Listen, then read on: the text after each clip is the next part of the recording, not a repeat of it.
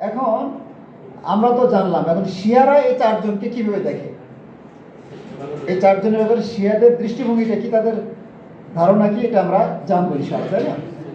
সবাই দেখেন, 12 ইমামের অনুসারী অর্থাৎ ইমামিয়া বলা হয় যাদেরকে, একটা হলো ইমামিয়া, একটা হলো জাইদিয়া। তো ইমামিয়া এই শিয়াদের প্রবীণ এবং নবীন সকল আলেমদের দৃষ্টিভঙ্গি সুন্নি মাযহাবের 4 ইমামের প্রতি শত্রুতাপূর্ণ। কি পূর্ণ? শিয়ারা এই 4 জন আহলুস সুন্নাহ জামাতের 4 জন নেতাকে শত্রু মনে করে। শিয়ারা কি মনে করে? এই 4 জনকে শত্রু মনে করে। শিয়াদের আগের যারা ছিল তারাও, এখনকার যারা তারাও সবাই শত্রু মনে করে থাকে। অবশ্য যারা মাযহাবের ইমামদের যে শ্রেষ্ঠ ও উত্তম ব্যক্তিবর্গ অর্থাৎ রাসূলের সাহাবী এবং তার স্ত্রীদের সাথে শত্রুতা পোষণ করতে পারে, তাদের কাছ থেকে এটা বিরল কিছু নয়। মানে কি? মানে শিয়ারা তো সাহাবীদের সাথে শত্রুতা করে, এনারা তো সাহাবী না, সাহাবীর চেয়ে অনেক নিচে না, তাহলে এদের কাছ থেকে একসাথে ভালো কি আশা করতে পারি? আচ্ছা, ইমামিয়াদের কিতাবাদি সুন্নি মাযহাবের 4 ইমামের বিষোদ্গারে ভরপুর। এদের বিরুদ্ধে কি বিষোদ্গার, শত্রুতা, হিংসা, সমালোচনা দিয়ে পরিপূর্ণ। যেমন শিয়া আলেম কুলাইনি, শিয়া আলেম কুলাইনি, আচ্ছা, তার সনদে আবু জাফর আল বাকের থেকে বর্ণনা করেন যে তিনি অর্থাৎ বাকের কিবলামুখী হয়ে বলেন যে মানুষকে আদেশ দেওয়া হয়েছে এই পাথরগুলো বাইতুল্লাহর সন্নিকটে এসে সেগুলোকে তাওয়াফ করতে, পাথরে তাওয়াফ করতে, বাইতুল্লাহর সন্নিকটে এসে সেগুলোকে তাওয়াফ করতে, তারপর আমাদের কাছে এসে আমাদের মিত্রতার ঘোষণা দিতে। আদেশটা যে আয়াতে দেওয়া হয়েছে তা হলো ওয়াইনি লাগাফারুন লিমান তাব ওয়া আমানা ওয়া আমিলা সালিহান সুম্মা ইহতাদা, নিশ্চয় আমি ওই ব্যক্তির প্রতি ক্ষমাশীল যে তাওবা করলো, ঈমান আনলো এবং নেক আমল করলো, অথবা দিশা পেল, মানে হেদায়েত পেল। সূরা তাহা 82। তারপর বাকের হাত দিয়ে নিজের বুকের দিকে ইঙ্গিত করে বলেন, অর্থাৎ আমাদের মিত্রতার দিশা পেল, মানে আমাদের সাথে বন্ধুত্ব করলো আর কি। এরপর বাকের বললেন, হে সুদাইদ, যারা মানুষকে আল্লাহর দ্বীনে প্রবেশে বাধা দেয়, আমি কি তোমাকে সেসব লোকদের দেখিয়ে দিব না? বাকের বলছে আর কি, যে আল্লাহর দ্বীনে বাধা দেয় যারা, ওদেরকে কি আমি চেনাই দিব না? সে সময় আবু হানিফা ও সুফিয়ান সাউরি মসজিদে গোরুল মজলিসে বসা ছিল, হালাকায় বসা ছিল আর কি। তখন তিনি মানে বাকের তাদের দিকে তাকিয়ে বললেন, এরা মানুষকে আল্লাহর দ্বীনে প্রবেশে বাধা দেয়। লা হাওলা ওয়ালা কুওয়াতা ইল্লা বিল্লাহ। তাদের কাছে আল্লাহর পক্ষ থেকে কোনো দলিল প্রমাণ নেই। যদি এই খারাপ লোকগুলো তাদের বাড়ি ঘরে বসে থাকতো, তাহলে আল্লাহ ও তার রাসূল সাল্লাল্লাহু আলাইহি সাল্লাম সম্পর্কে জানার জন্য লোকদেরকে আমাদের কাছে আসতে হতো। শিয়াদের কাছে যাইতো, তাহলে ওইটা হলো দিন শিখা হইতো আর কি। এখন তো শিয়াদের কাছে যায় না, তো এদের কারণে যায় না, জন্য ওরা আল্লাহর পথে বাধা দেয়। লা হাওলা ওয়ালা কুওয়াতা ইল্লা বিল্লাহ। তখন আমরা লোকদেরকে আল্লাহ ও তার রাসূল সাল্লাল্লাহু আলাইহি সাল্লাম সম্পর্কে জানাতে পারতাম। মিথ্যুক যাদব। আচ্ছা,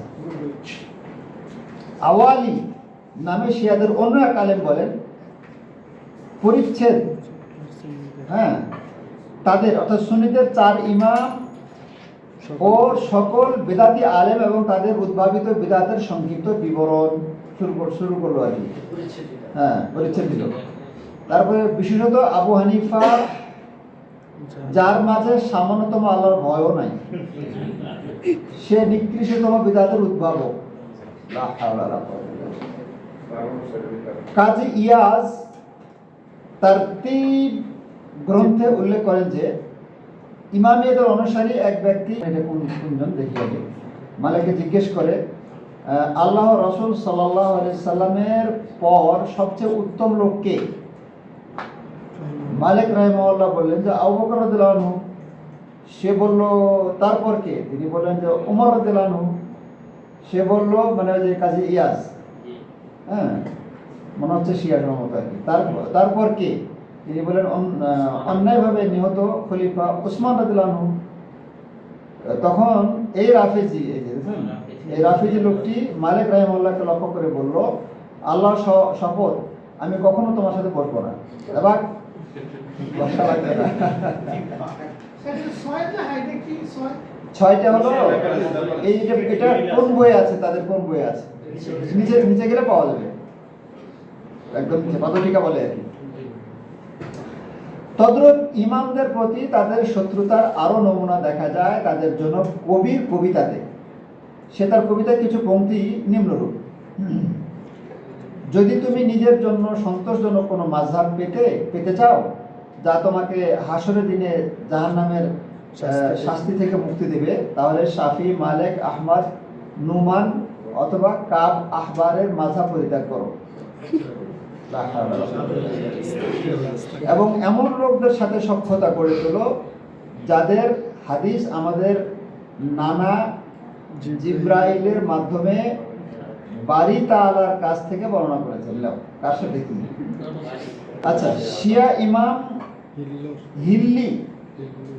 হিল্লির মুখতালিফুস শিয়া নামক গ্রন্থে ভূমিকাতে 4 ইমামের প্রতি তাদের ন্যাক্কারজনক দৃষ্টিভঙ্গির আরেকটি নমুনা ফুটে উঠেছে।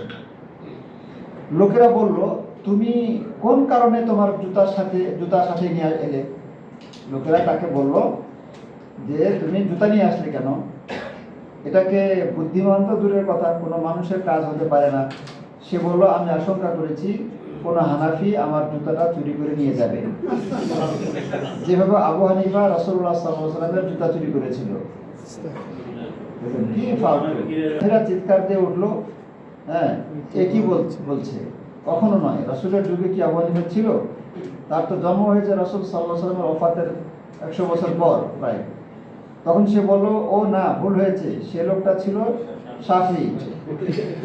মানে দেখেন, তখন শাফি মাযহাবের লোকের চিৎকার দিয়ে বলল, হ্যাঁ, দিয়ে উঠলো। তারা বললো যে শাফি জন্ম হয়েছে আবু হানিফার মৃত্যুর দিন। আচ্ছা, তিনি 4 বছর মায়ের পেটে ছিলেন। এবং শাফি কিন্তু 4 বছর মায়ের পেটে ছিলেন। মায়ের পেটে যাওয়া 4 বছর পরে তার জন্ম হয়েছে, মায়ের পেটে 4 বছর। আচ্ছা, আবু হানিফার সম্মানার্থে বের হননি। এটা হলো উলু তিরঞ্জন। তখন আবু হানিফা মারা গেল, তখন তিনি বের হলেন। তার জন্ম হয় রাসূল সাল্লাল্লাহু আলাইহি ওয়াসাল্লামের মৃত্যুর 200 বছরের মাথায়। সে বলল, ও আচ্ছা, তাহলে বোধহয় লোকটা ছিল মালিক। তখন মালিকি মাযহাবের লোকেরাও হানাফি মাযহাবের লোকদের মতো উত্তর দিল। তখন সে বলল, তাহলে বোধহয় লোকটা ছিল আহমদ ইবনে হাম্বল। তখন হাম্বলি মাযহাবের লোকেরা শাফি মাযহাবের লোকদের মতো উত্তর দিল। সেই আল্লামা এবার বাদশার দিকে ফিরে বলল, আপনি জেনেছেন যে 4 মাযহাবের প্রধান ব্যক্তিদের কেউই রাসূল সাল্লাল্লাহু আলাইহি ওয়াসাল্লামের যুগে ছিল না, এমনকি সাহাবীদের যুগে ছিল না।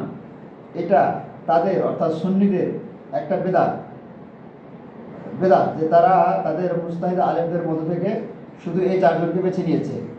এই 4 জনের একজন যে ফতোয়া দিয়ে গেছে, এর বিপরীত কোনো ফতোয়া তাদের চেয়ে অনেক গুণ ভালো কোনো মুজতাহিদের জন্য দেওয়াও বিধেয় নয়। আচ্ছা, তখন বাদশা বলল, তাদের একজনও রাসূলের যুগে বা সাহাবীদের যুগে ছিল না। তখন তারা জবাব দিল, সমস্যা না। তখন ওই শিয়া আলিম বলল, আমরা আমিরুল মুমিনিন আলী আলাইহিস সালামের অনুসারী, যিনি ছিলেন রাসূল সাল্লাল্লাহু আলাইহি ওয়াসাল্লামের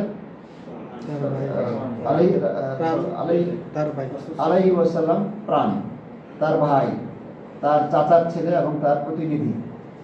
জামাই তো বলি না বেড়া। আচ্ছা, তো আচ্ছা, সে যাই হোক, বাদশাহ যে তালাক দিয়েছেন তা বাতিল পতিত হবে, যেহেতু এর মধ্যে তালাক কার্যকর হওয়ার শর্ত পাওয়া যায়নি। তালাক সঠিক হওয়ার শর্তের মধ্যে একটি শর্ত হলো 2 জন ন্যায়পরায়ণ লোকের উপস্থিতিতে তালাক দেওয়া। বাদশাহ কি এমন 2 জন লোকের উপস্থিতিতে তালাক দিয়েছে? বাদশাহ বলল, না। তারপর অন্য আলেমদের সাথে বাক বিতণ্ডা শুরু করে এবং সবাইকে তার কথা মানতে বাধ্য করে।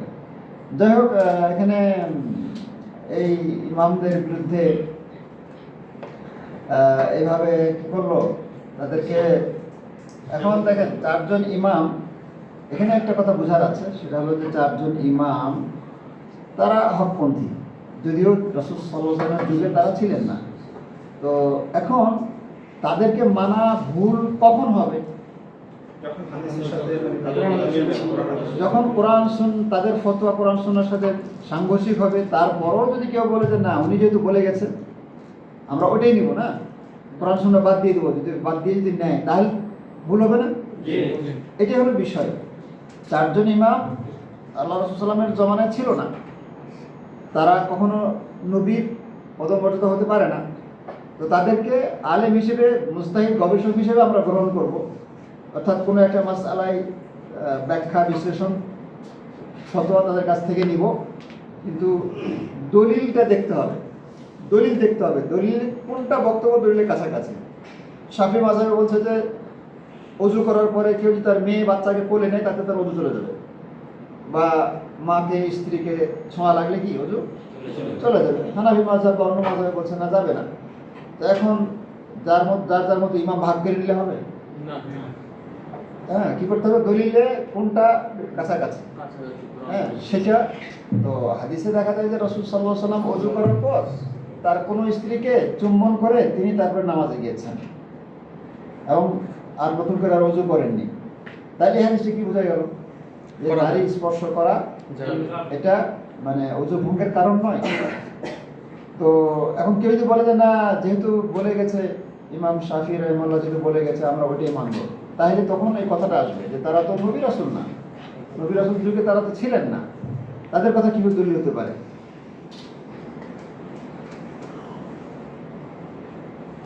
আচ্ছা, তারপরে আমরা এখান থেকে পড়ি। শিয়া আলেম নেমাতুল্লাহ জাযাইরি প্রত্যেকে আরেকটি অদ্ভুত কাহিনী তার আরেকটি বর্ণনা করেন। সে বলে যে আলী আলাইহিস সালাম থেকে বর্ণিত, তিনি বলেন একবার মুসা ইবনে ইমরান এক লোকের পাশে দিয়ে যাচ্ছিল। মুসা মানে মুসা আলাইহিস সালাম, মুসা বিন ইমরান, ইমরান মানে কি? মুসা আলাইহিস সালাম। এক লোকের পাশ দিয়ে যাচ্ছিল, লোকটি দুহাত আকাশের দিকে তুলে দোয়া করছিল। মুসা আলাইহিস সালাম তো তার প্রয়োজনে চলে গেলেন। তারপর 7 দিন এই লোকটির সাথে মুসা আলাইহিস সালামের আর দেখা হয়নি। 7 দিন পরে যখন মুসা আলাইহিস সালাম ওই স্থান দিয়ে আবার যাচ্ছিলেন, তখন দেখলেন যে লোকটি দুহাত তুলে দোয়ারত আছেন, কান্নাকাটি করছে, তার যা প্রয়োজন তার জন্য দোয়া করছে।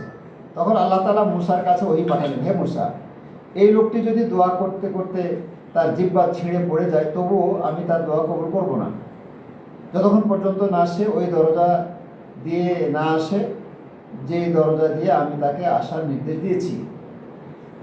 এই বর্ণনার উপর টিকা লিখতে গিয়ে নেমাতুল্লাহ শিয়া বলেন, এই বর্ণনাটি আপনার কাছে অনেকগুলো বিষয় পরিষ্কার করে দেয়। যেমন যারা আমাদের বিরোধী মানে সুন্নিরা আর কি, তাদের সব ইবাদত বাতিল, বুঝে ফেলেছে আর কি, এখান থেকে বুঝে ফেলল। কারণ তারা সে দরজা দিয়ে প্রবেশ করেনি যে দরজা দিয়ে তাদেরকে প্রবেশ করার নির্দেশ দেওয়া হয়েছিল। যদিও তারা রোজা রাখে, নামাজ পড়ে, হজ করে, যাকাত দেয়, হ্যাঁ অন্যান্য ইবাদত পালন করে এবং পরিমাণে অন্যদের চেয়ে বেশি করে। আচ্ছা, যেহেতু আল্লাহ তাআলা বলেন তোমরা ঘরের দরজা দিয়ে প্রবেশ করো, ঘরে প্রবেশ করো, দরজা দিয়ে ঘরে প্রবেশ করো, এবং মুসলিমদের নিকটে সেইভাবে রাসূল সাল্লাল্লাহু আলাইহি ওয়াসাল্লামের বাড়ি পৌঁছেছে যে আমি জ্ঞানের শহর আর আলী হলো সে শহরের ফটক।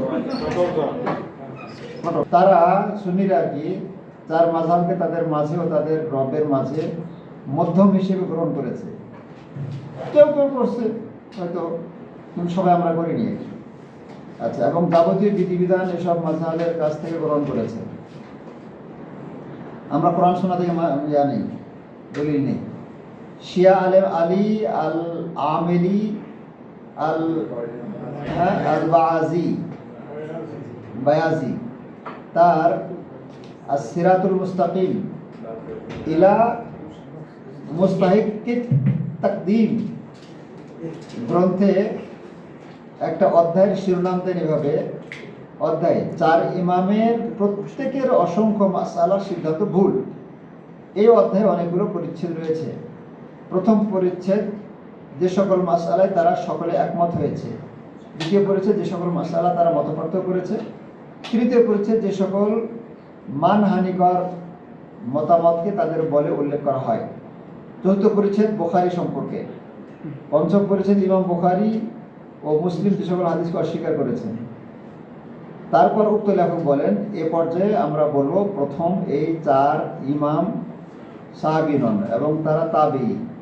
আহলুস সুন্নাহরা তাদের নবীকে বাদ দিয়ে এসব ব্যক্তিবর্গের প্রতি মাযহাবের নিসবত করে সন্তুষ্ট।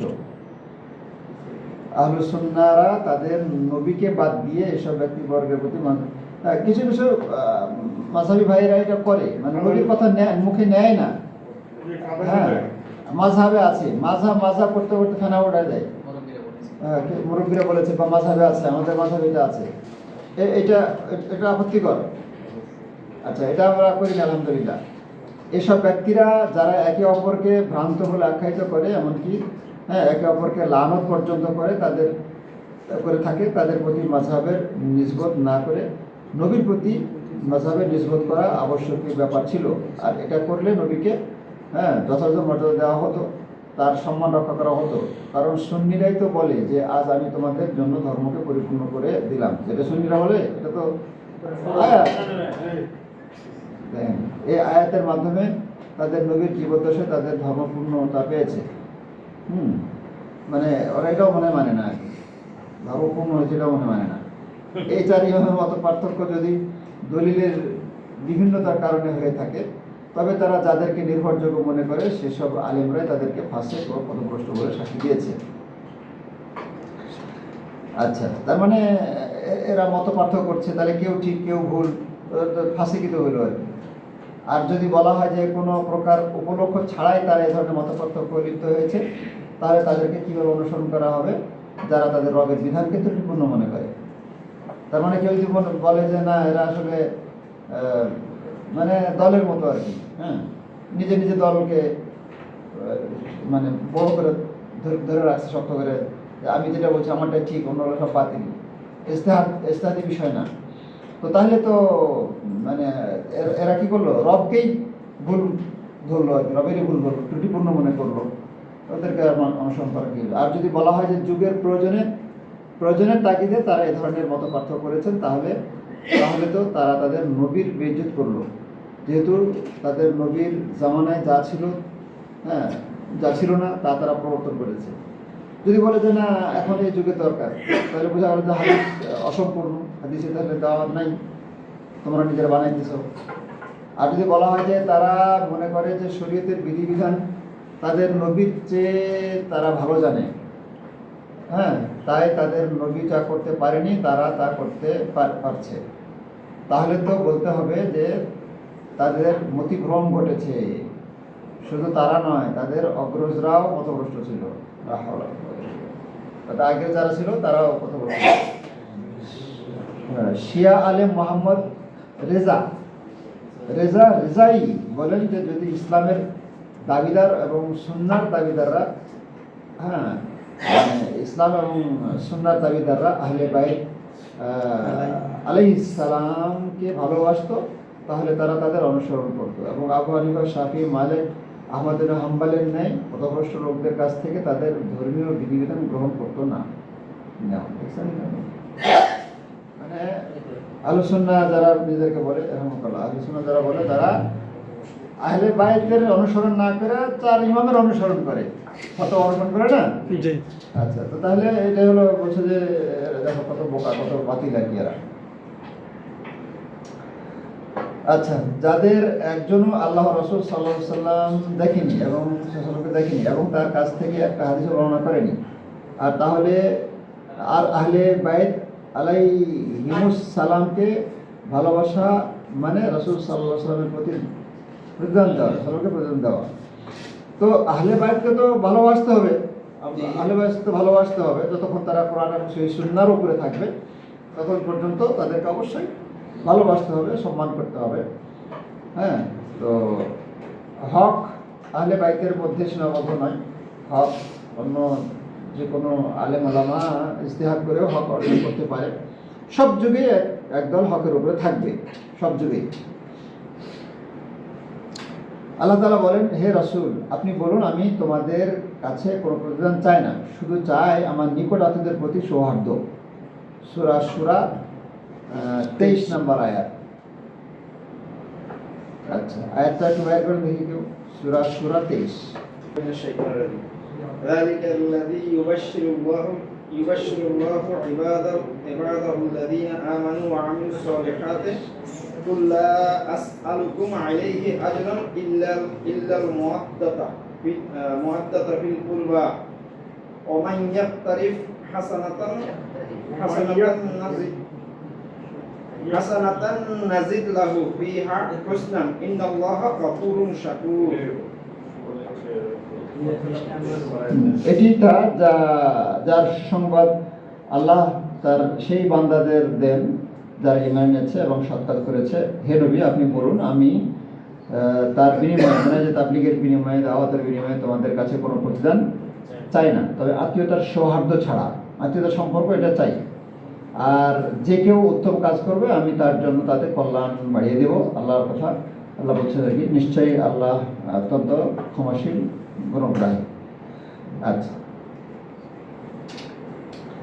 তো এই আয়াতে দুটো বিষয় আছে, তাই না? আত্মীয়তার বন্ধনের কথা আছে এবং নেক কাজের প্রতি উৎসাহ দেওয়া হয়েছে। এখানে তো আত্মীয়তা বলতে যার যার আত্মীয়তার কথা বলছে, এটা তো বুঝাইছে এটা মানে রাসূলের পরিবারের প্রতি সৌহার্দ্য থাকা আছে। আচ্ছা,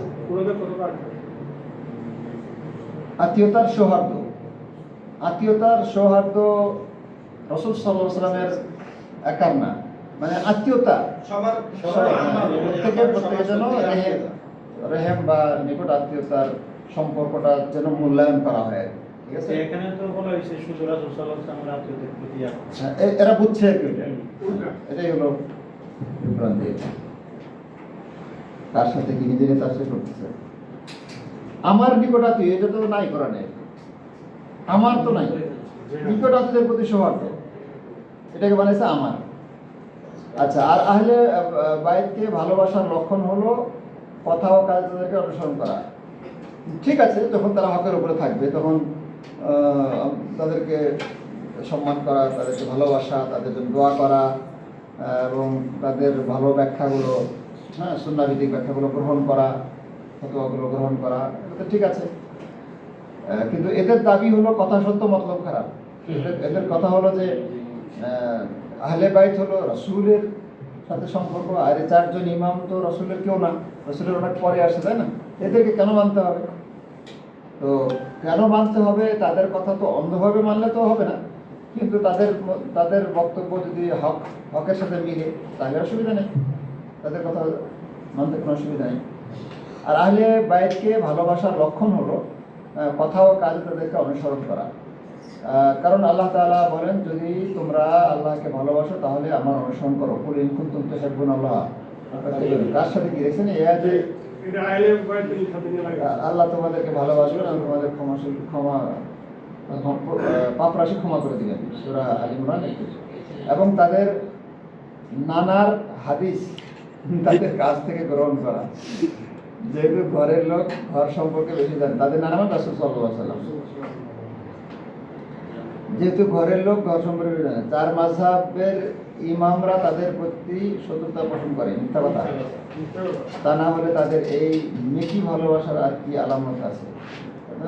তারা যাই হোক, এভাবে চার ইমামের ব্যাপারে তারা উৎসাহনা করেছে। চার ইমামের